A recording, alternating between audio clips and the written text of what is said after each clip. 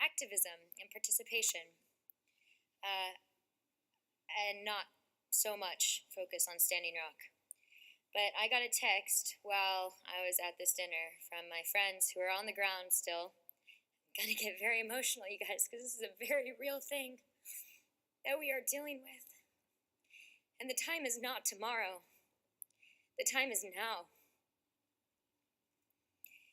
For the first time in history, Native American tribes are uniting not only with non-Native allies, but with themselves.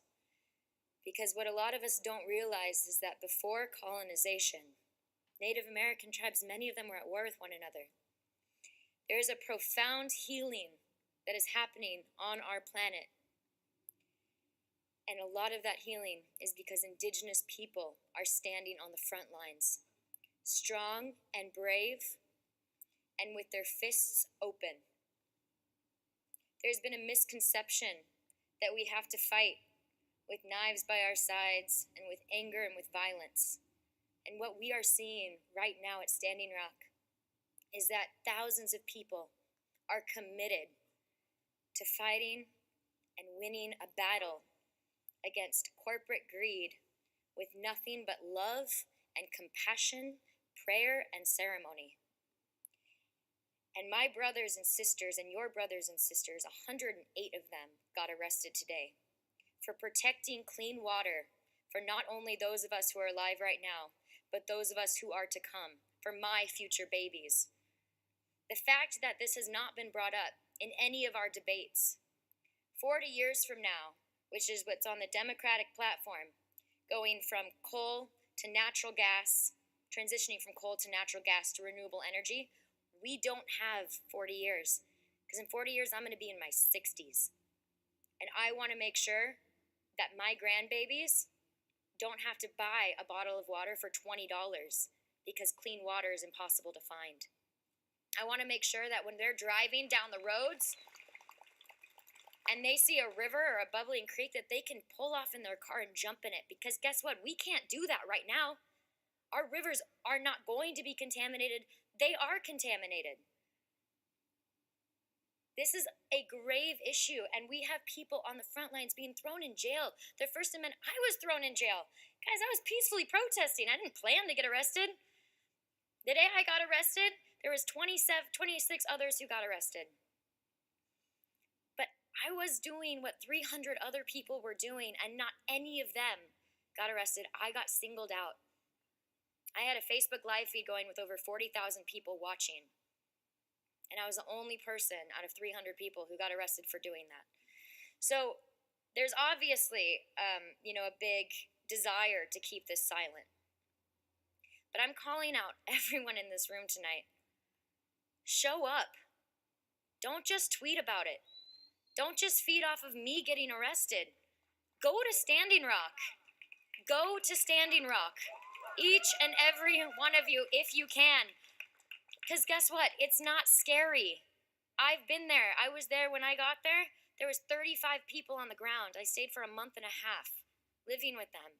And by the time I left, there was over 8,000. In a month and a half, 8,000 people without a lot of money, without the privilege that a lot of us in this room have, somehow made it to Standing Rock and have survived in the cold because they believe in a fight that is about love. For a long time, we've had this narrative of us against them, us against Big Pharma, us against Monsanto, us against the fossil fuel industry.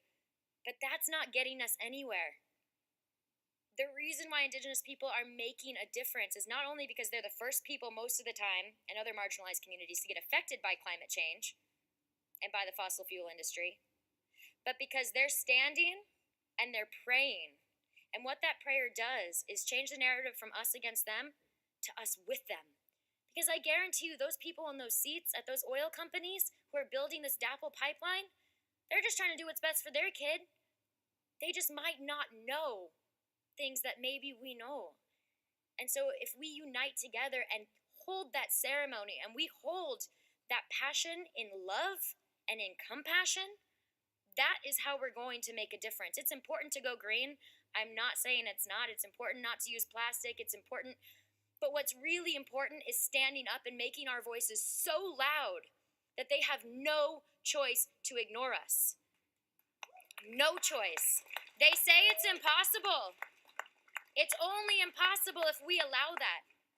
So all of us in this room, we have the ability. Go to Standing Rock. All of you journalists, all of you who are involved in the media, all of you actors, all of you artists, the time is now. We don't have any more time. We cannot let this suppression continue, not only on the indigenous communities of our world, but on the future children. And we are all here tonight because we are honoring our ancestors who worked really hard to give us the lives that we have. And it is our responsibility to not only honor them now, but to continue to honor them so that our future children have a world where they don't just have to scrape by and survive, but where they can thrive. We have to stop resisting love, and we have to start living with love in every moment. We're not going to save the earth until we realize we are earth. It starts with us humans. We got to treat each other with kindness and with respect. So whatever your ceremony is, whatever your prayer is, whatever entity you pray to, find it within yourself to do it a little bit every single day, a little bit more, so that you lead a more compassionate life, because the ripple effect of that is what is going to save our oceans. It is what's going to save our planet. And it's what's going to save our race and my future babies. So thank you so much for being here. Thank you for having us.